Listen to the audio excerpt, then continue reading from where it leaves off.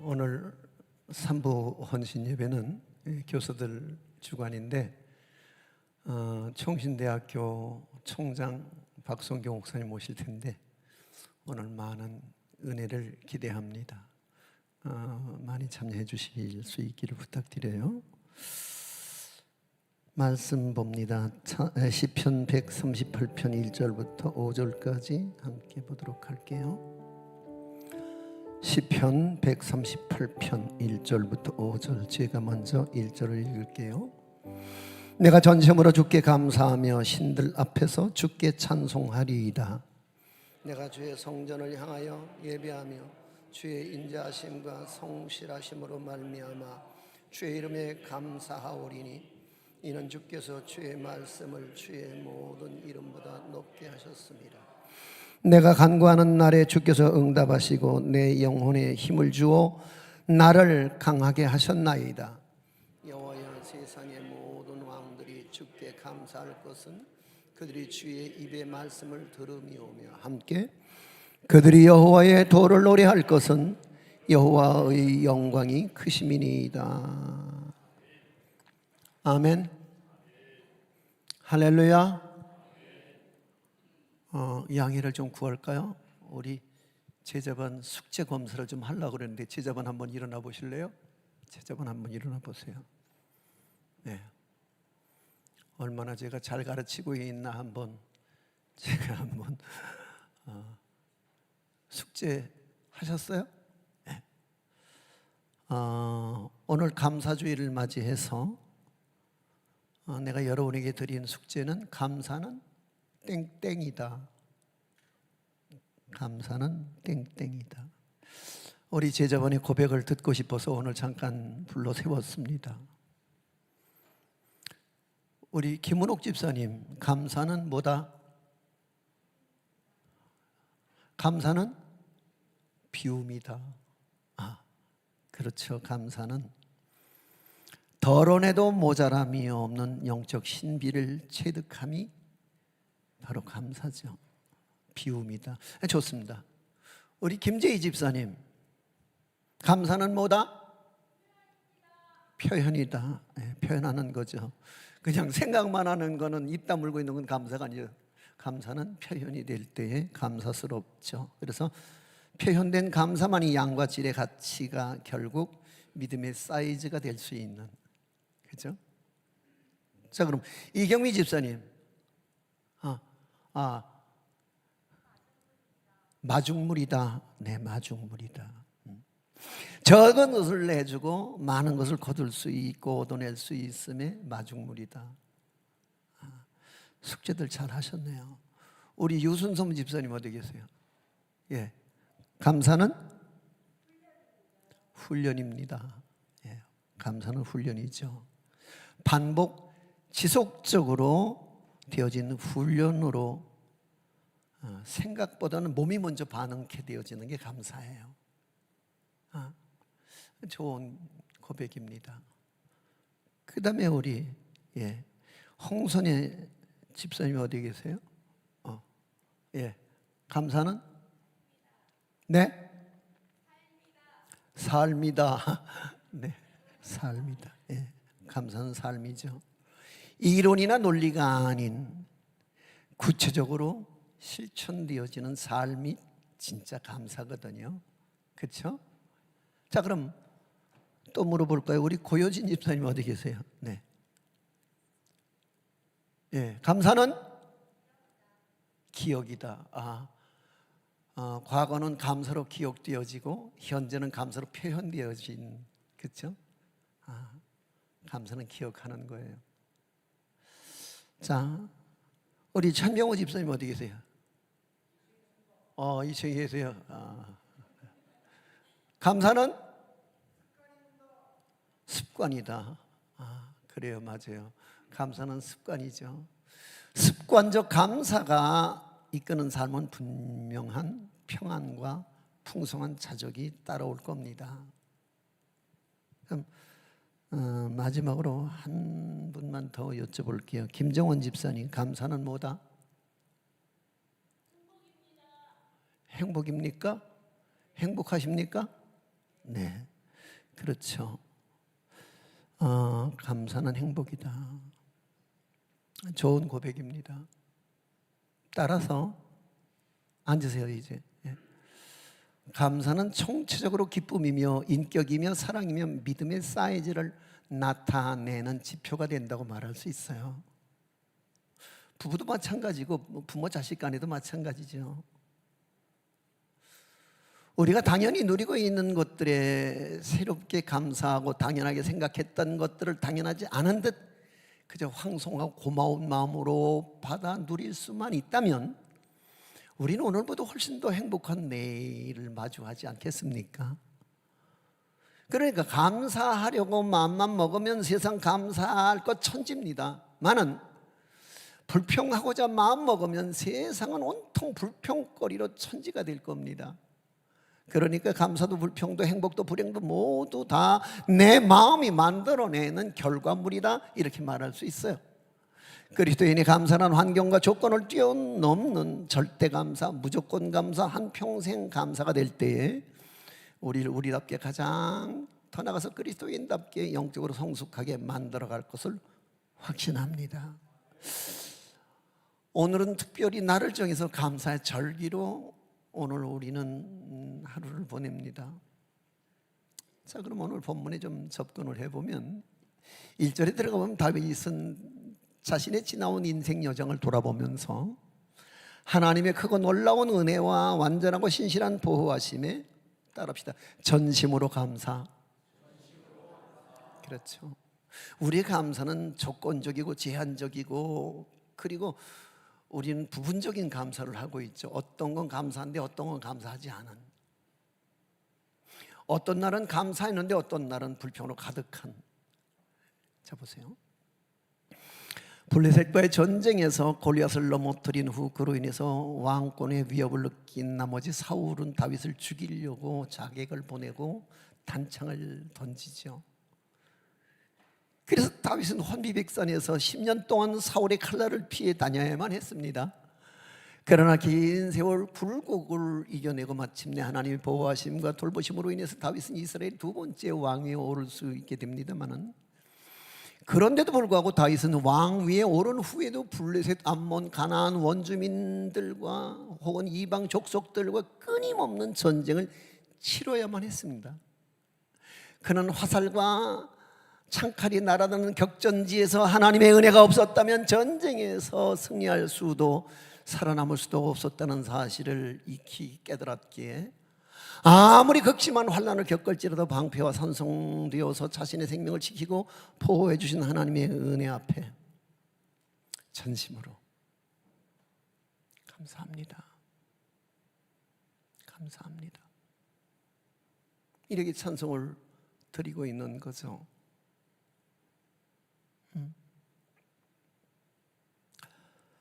오늘 우리가 드렸던 찬양 중에 화려하진 않아도 가진 것이 적어도 눈물 나는 일도 많지만 억울한 일도 많지만 그래도 참고 또 참고 그럼에도 불구하고 감사할 수 있음에 오늘 우리다움이 있는 거 아닐까요? 그게 차별화되어진 성도의 삶이 아닐런지요. 그렇잖아요. 자, 아무튼 우리가 살고 있는 이 세상은 고난과 역경의 연속이죠. 때론 인생을 포기하고 싶고 주저앉고 싶을 때도 있긴 합니다만 그러나 우리는 흔히 성공적인 삶을 부와 명예와 권력으로만 생각하기 쉬운데 반해서 하지만 진정한 성공이란 물질적인 풍요를 넘어서 마음의 평안과 행복을 누리는 삶이라는 거예요. 그래서 성경은 감사하는 마음이 성공적인 삶의 비결인 것을 교훈하고 있어요. 감사는 단순히 좋은 일이 있을 때만 느끼는 감정이 아니라는 거죠. 오늘 우리다운 감사는 모든 상황 속에서 그럼에도 불구하고 그리 아니하실지라도 하나님께 감사하는 마음은 우리의 시야를 넓혀서 작은 것조차 기쁨을 찾을 수 있게 만들고 어려운 상황 속에서도 희망을 잃지 않도록 하나님께서 주시는 귀한 선물 중에 아주 귀한 선물이 될 거라고 확신합니다. 할렐루야. 자, 2절 말씀을 들어가서 한 목소리를 읽어주시겠습니까? 시작. 내가 주의 성전을 향하여 예비하며 주의 인자하심과 성실하심으로 말미암아 주의 이름에 감사하오리니 이는 주께서 주의 말씀을 주의 모든 이름보다 높게 하셨습니다. 주의 성전을 향한 감사, 멋지지 않아요? 전심으로의 감사에 이어서 주의 성전을 향한 감사. 아니요. 사람의 마음속에 세 개의 점령해야 할 성이 있다고 하지요. 가장 낮은 곳에 있는 성은 지성이고 중간 지점쯤에 있는 건 감성이고 가장 높은 곳에 있는 성이 영성이다. 이런 얘기를 읽어봤네요. 우리 사회는 지식의 세계이기 때문에 IQ 높고 머리 좋은 사람이 공부도 잘할 수 있을 거고 성공도 쉽게 할 수 있을 거라고 믿은 나머지 그 지성을 점령하기 위해서 태어나면서부터 공부를 시작을 하지요. 그리고 인생의 중요한 전반기 20년을 지성을 얻는 일에 투자하지요. 근데 지성을 점령했다고 봤는데 그러나 그 안에 행복이 없더라. 만족도 없고. 그러니까 흔한 말로 행복은 성적순이 아니라는 사실을 왜 20년 동안 공부를 해봐야 그제서야 알게 되는지 참 모를 일이긴 합니다만은 세상을 살다 보면 똑똑한 사람보다는 가슴이 따뜻한 사람, 즉 감성지수가 높은 사람이 훨씬 좋다는 사실을 우리는 다윗을 통해서 배우게 됩니다. 다윗은 참 풍부한 감성을 가지고 있었던 사람이에요. 그는 시인이었으며 그는 연주자였으며 그는 문학가였으며 그는 대단한 영성을 가진, 요즘 말로 말하면은 싱어송라이터, 탁월한, 정말 탁월한. 감성은 생각이거든요. 그러나 하나님은 왜 감성 안에 머물러 계시지 않더라는 거예요. 물론 감성이 하나님을 경험하고 하나님을 느끼는 데에는 도움이 될 수 있을지 모르겠습니다만 그러나 하나님은 감성 안에 계시질 않아요. 하나님은 영성 충만한 우리의 심령 성전 안에 머물러 계시는 줄로 믿으시면 아멘 하십시오. 그래서 성전은 하나님께서 우리와 함께 하시느라 약속하신 좌소가 되는 줄로 믿습니다. 다윗은 언제나 하나님을 마음의 성전에 모시고 그 삶의 방식이 성전 중심의 삶이 되었기에 그는 영원히 흔들리지 않는 신앙을 유지하며 균형 감각을 유지할 수 있었던 것을 볼 수 있어요. 그래서 그는 일생 성전을 향한 감사가 끊임없었고 그의 모든 물질은 다 성전을 짓기 위해서 비축되는 것을 볼 수 있습니다. 자, 3절 말씀 들어가죠. 3절 말씀 시작. 내가 간구하는 날에 주께서 응답하시고 내 영혼에 힘을 주어 나를 강하게 하셨나이다. 그래요. 여기 보니까 간구할 때마다 응답하신 하나님께 감사합니다. 시편 134편 2절 3절 말씀을 띄워보실래요? 한번 띄워주세요. 큰 소리를 한번 읽을게요. 시작. 성소를 향하여 너희 손을 들고 여호와를 송축하라. 천지를 지으신 여호와께서 시온에서 내게 복을 주실지어다. 어디서 복을 주신다고요? 시온에서. 격동된 마음, 흥분한 마음, 실망한 마음, 상처난 마음을 안고 성전문을 썩 열고 들어설 때에 그 경험해 보셨어요? 그렇게 낙심천만했던 무거운 걸음이 그 강단에 매달린 십자가를 보는 순간에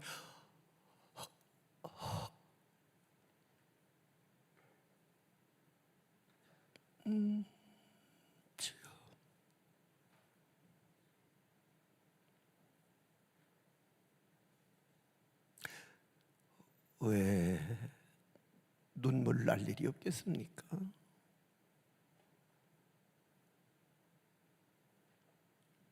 왜 한숨 지을 일이 없겠습니까?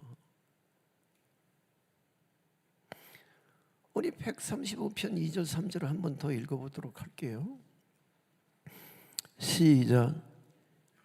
여호와의 집에 우리 여호와의 성전 곧 우리 하나님의 성전들에 서 있는 너희여, 여호와를 찬송하라. 여호와는 선하시며 그의 이름이 아름다우니 그의 이름을 찬양하라. 할렐루야. 오늘 이 성전들에서 오늘도 이곳에 좌정하신 하나님을 바랄 때 오늘 우리 마음속에 감사가 넘치고 감동이 넘치는 은혜가 있길 주 이름으로 축원합니다. 근데 출애굽기 25장 1, 2절에 보면 여호와께서 모세에게 말씀하신 적이 있어요. 이스라엘 자손에게 명하여 내게 예물을 가져오라 그러셔요. 자, 언약을 맺기 전에는 하나님께서 이스라엘에게 일방적으로 이것저것 필요한 것들을 다 공급해 주셨습니다마는, 그런데 언약을 체결한 후에는 예물을 가져오라고 말씀하시는 거예요. 이 요구는 언약 관계가 성립되었기 때문에 따르는 정당한 요구였을 거예요. 백성은 마땅히 왕의 거처를 마련한 의무가 있기 때문이죠. 하지만 하나님은 이 예물이나 곡물이나 이런 것들을 세금처럼 강제로 거두지 않으셨다는 거예요. 그래서 무릇 즐거운 마음으로 내는 자에게서 내게 드리는 것을 너희는 받을지니라 이렇게 말씀하고 있거든요. 기쁘게 드린 예물에는 하나님께서 그들 중에 함께 해주시기를 사모하는 마음이 담기게 마련일 거예요. 아니, 아까워하거나 마지못해 드리는 예물에는 하나님의 은혜에 대한 진정한 깨달음이나 감사보다는 가져오는 명령 자체를 착취라고 여길 수 있을 테니까요. 아니, 뭔 헌금이 이렇게 많아? 뭔 내라는 게 많아? 그래서 일부 그런 분들도 계시긴 하죠. 교회 돈 없으면 못 다녀. 아마 그런 마음이라면 언약을 취소하고 싶은 만큼 부담스러울 수도 있겠지요. 그런데 출애굽할 때 하나님께서 이미도 애굽 사람들에게 은금, 폐물과 의복을 노예로 살던 히브리 민족에게 주라고 하나님께서 감동하시고 명령을 주셨어요. 이스라엘 백성들은 그 모든 물품을 애굽 사람들로부터 공짜로 얻었던 사실을 우리는 기억할 필요가 있어요. 자, 그런 거죠. 우리 모두 이 땅에 날 때에 그냥 공수로 태어났어요. 빈손으로. 그렇죠? 빈손으로 태어나서 그냥 빌려 쓰던 거 어느 날 다 반납하고서 그리고 다 빈손으로 떠나가는 거 아니겠습니까? 마치 남자분들은 기억할 거예요. 우리가 그렇게 그냥 장정이 되어서 허름한 그저 티셔츠나 이런 거 입고 수용연대에 들어갔을 때 거기서 나눠주는 모든 군수 물자들을 다 받아서 그래서 전역할 때까지 그 몽땅 다 쓰고 또 청구하고 또 그저 배급받아서 그래서 썼던 것 어느 날 전역 명령서 내려오면은 하나씩 다 반납하는 거죠. 차도, 집도, 자식도, 남편도, 명예도 그런 거 아니에요? 그리고 별로 입을 길이 별로 그렇게 큰 용도 없는 그냥 예비군복 한 번을 받아 입고 나오는 것처럼 그저 쓸 용도라고는 불쏘시개밖에 안 될 수의 한 벌 입고 떠나가는 인생 아닐까요? 그런 거죠. 그렇다면 이스라엘 백성들이 지금 누리는 모든 것들은 애굽 사람들로부터 공짜로 얻은 사실을 기억할 필요가 있다고 볼 때에, 그렇다면 받은 은혜에 대한 감사를 표하는 것은 마땅한 일이었을 테죠. 그런데 백성들은 불순종해요. 이걸 가져오라. 에이, 이건 안 돼, 이건 안 돼, 이건 빼. 그럴 수 있죠. 그리고 백성들은 불순종하고 아끼다가 하나님께 예물 드릴 기회를 놓쳐버리고 금송아지를 만드는 일에 허비해버리고 말아요. 하나님은 예물의 목적이 출애굽기 25장 8절에서 천명하기를 내가 그들 중에 거할 성소를 짓기 위한 것임을 분명히 말씀하셨거든요. 성전은 이스라엘 백성들의 신앙 생활의 중심점이었죠. 구심점이었고 그들은 성전에서 하나님께 감사와 찬양의 제사를 드렸으며 1년에 3번씩 이스라엘의 3대 절기에 예루살렘 성전을 방문하기도 했어요. 바벨론에 끌려갔던 다니엘조차도 성전을 향해서 하루에 3번씩 기도하며 성전 중심의 삶을 살았어요. 신약에 오면서 예수 그리스도께서 약속하신 성령을 보내주심으로 말미암아 제자들을 통해 이 땅에 교회를 세우셨죠. 사람들은 그곳에서 살아계신 하나님을 만날 수 있었고 생명의 말씀을 들을 수 있었으며 십자가의 은총과 죄 사함의 은혜를 누릴 수 있었습니다. 곧 교회의 머리는 예수 그리스도이시며 교회는 그의 몸인 것입니다. 다윗은 시편 27편 4절에서 그렇게 고백하거든요. 한번 띄워주세요. 읽을게요. 시작. 내가 여호와께 바라는 한 가지 일 그것을 구하리니 곧 내가 내 평생에 여호와의 집에 살면서 여호와의 아름다움을 바라보며 그의 성전에서 사모하는 그것이라. 다윗은 일생 하나님의 전에 살기를 소망했어요. 그 일생 그저 석재만 봐도 목재만 봐도 은금만 봐도 다 성전을 짓기 위한 재료로 비축하고 저축해놨던 일생을 삽니다. 그래서 그의 일생 소원 성전에 살면서 여호와의 아름다움을 바라보며 사는 것이 마지막 한 가지 소원이라고 고백하는 거거든요. 오늘 우리 모두 그 성전에서 감사하는 감사의 절기가 될 수 있기를 소망합니다. 할렐루야. 세상이 이 화창한 주일에 갈 곳이 얼마나 많고 놀거리가 얼마나 많습니까? 아니 어쩌면 고단하고 지친 몸 그저 늦잠이라도 자고 싶은 마음은 웬들 없겠습니까마는 그럼에도 불구하고 우리는 이 성전의 아름다움에 감사하는 할렐루야. 그리고 우리의 마음의 성전이 갖춰지고 내 가정의 가정 성전이 갖춰짐에 대해서 감사할 수 있는 그런 절기가 될 수 있기를 소망합니다. 자, 그래서 결국은 그 감사가 어디로 이어지느냐? 내가 간구하는 날에 주께서 응답하시고 그 하나님의 응답은 결국 영혼의 힘이 되었고 그 간구의 응답은 결국 나를 강한 자로 세우시는데 가장 힘이 되고 권능이 됐다는 거죠. 자, 근데 여기서 한번 체크해 볼 거는 우리의 감사가 대체로 응답받았음으로 드리는 경우라면 오늘도 변함없이 응답해 주실 것을 사전에 믿기에 먼저 감사 기도를 드리는 경우도 있더라는 거죠. 그죠? 근데 자 보세요. 우리 믿음의 내공으로 한번 말해보자고요. 이게 수준급 감사란 응답해 주실 것을 확신하게 먼저 감사로부터 기도가 시작될 때 그게 진짜 수준 높은 감사 아니겠어요? 어떻게 생각들 하세요? 다윗은 전쟁이 임할 때에도 전염병이 창궐할 때에도 실수하고 범죄했을 때에도 두렵고 떨릴 때에도 위기를 만났을 때에도 먼저 감사하며 하나님께 간구하며 부르짖어서 응답입니다. 할렐루야. 그래서 하나님은 그의 영혼에 새로운 힘을 주어서 상황을 역전시켜 주셨습니다. 그러니까 나 오늘 여러분에게 도전합니다. 선감사를 하시겠습니까? 후감사를 하시겠습니까? 기도는 하나님께 대한 믿음의 증거로서 하나님과의 바른 관계에 있음을 보여주는 것인데 그 믿음의 증거로서 더 큰 믿음의 성숙은 응답해 주셨기 때문에 감사가 아니라 응답해 주실 것을 믿기에 먼저 감사할 수 있는 거기에 오늘 우리의 믿음의 수준이 있다면 빌립보서 4장 6절 7절의 말씀처럼 자 읽어볼게요. 시작.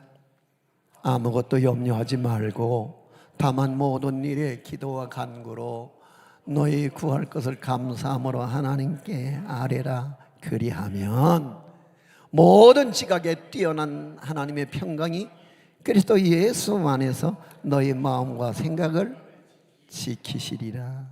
할렐루야. 하나님 우리의 삶 전부가 감사 기도가 될 때에 응답해 주실 것이며 우리의 영혼에 힘을 주셔서 다윗처럼 강하게 능력 있게 이긴 자가 되도록. 할렐루야. 설교를 마무리합니다. 조금 전에 우리가 불렀던 감사라는 찬양이 이 영 마음에 와 닿는데,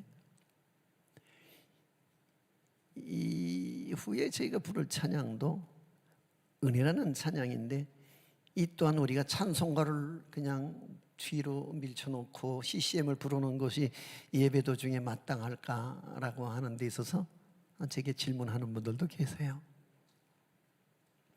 근데 오늘도 여기 오케스트라가 여기 앉아 있는데, 진짜 여러분 이거 1시간 앉기 위해서 얼마나 연습들을 피나게 하는 줄 아시죠? 그리고 우리 단장님은 이 손가락을 문에 껴갖고 상당히 큰 수술을 했는데도 오늘 이 자리를 지켜주시는 것에 대해서 우리 이쪽에 있는 우리 단원들에게 한번 크게 한번 감사 박수 한번 해주세요.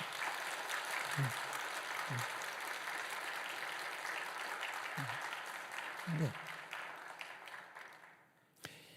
사실 이 오케스트라가 이 교회 음악의 어떤 한 축을 이어왔는데, 이제는 이쪽에서 이 음악의 교회 음악의 이제 이 현주소가 이쪽으로 옮겨가고 있는 거예요. 전자음악, 전자드럼, 그리고 키보드, 그리고 뭐 베이스, 일렉 이런 쪽으로 옮겨가고 있는 전자음악으로.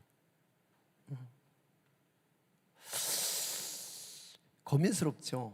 이 한 축에서 한 축으로 옮겨간다는 게 참 어려워요. 그래서 클래식에서 실용음악 쪽으로 옮겨가고 있는 현실을 누가 탓할 수만은 없을 거라는 생각이 들기는 합니다만은, 여러분 알다시피 작곡가 겸 예배 인도자인 손경민 목사의 CCM 감사라는 찬양도, 은혜라는 찬양도 이 유튜브에 관련 영상의 누적 조회수가 3천만 회로 훌쩍 넘었어요. 얼마요? 3천만이요. 우리 예배는 좋아요 7건, 8건 뭐 이렇게밖에 안 돼요. 그나마 들여다보지도 않아요. 누군가에게 그걸 권하지도 않아요. 아니 전도할 길도 없고 방법도 없는데 그나마라도 어떻게 우리가 좀 선용하자고 이렇게 자존심 꾸기고 여러분에게 말하는데도 불구하고, 오늘도 제가 올라오기 전에 한번 살펴보고 왔습니다만 그렇긴 하네요. 근데 자 보세요, 3천만 회, 대단하지 않아요? 그런데 감동적인 선율에 실린 가사를 들여다보면 내가 누려왔던 모든 것들이, 내가 지나왔던 모든 시간이, 내가 걸어왔던 모든 순간이 당연한 것 아니라 은혜였어. 은혜였어.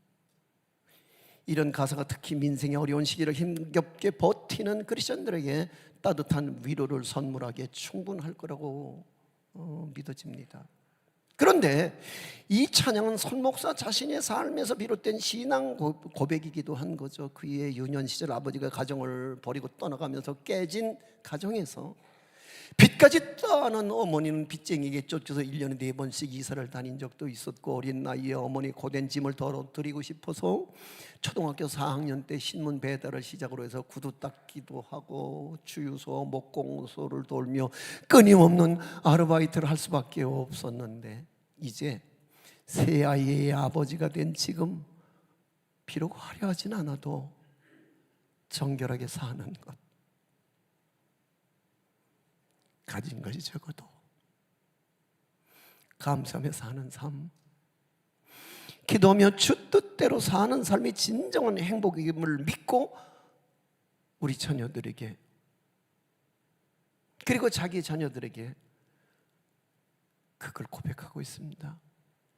내 삶에 당연한 건 하나도 없었던 것을 모든 것이 은혜였어. 고백하고 있거든요. 2025년 감사축제 그런 감사의 고백이 우리의 고백이 되고 우리의 노래가 될 수 있기를 소망합니다. 우리 함께 찬양할까요?